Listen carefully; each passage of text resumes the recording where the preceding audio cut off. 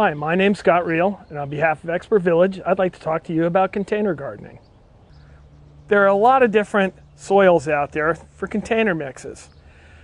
I don't like to use right off the rack container mix because quite often it's got fertilizers already added, or it's quite simply just peat with perlite mixed in. I do organic culture.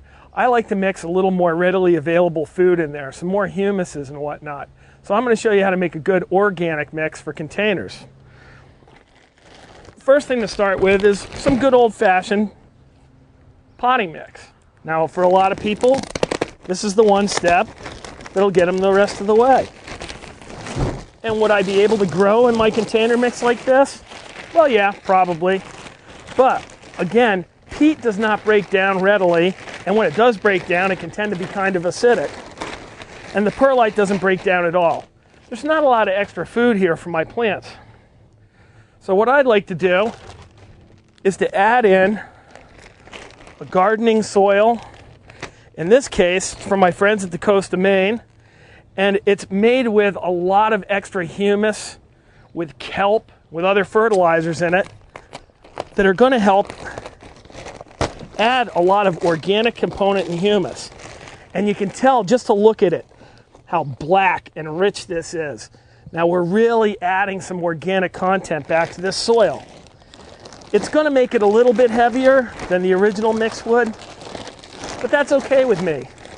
Again, if we're building a good organic soil, it's going to have the fungal structures and things that'll help keep it a light, open, airy soil like woodland soil. And one last secret for me is Coco Mulch. Now with that same idea in mind, Coco Mulch has a light, springy texture. I go back to compactus and it just bounces right back to shape. And Coco Mulch, although the name would suggest that it's mulch, I don't like it as a mulch. But I love it as a soil amendment because it helps build those fungal soil strains that really work well. Now I'm going to mix a big batch of this because we have a lot of containers to do, but this is something you could certainly mix yourself in smaller quantities. So I mixed about 3 parts of potting mix to 1 part soil to 1 part Coco Mulch. And I'm going to give that a good fluffing up with a fork, give it a good mix, and we'll be ready to pot containers in just a minute.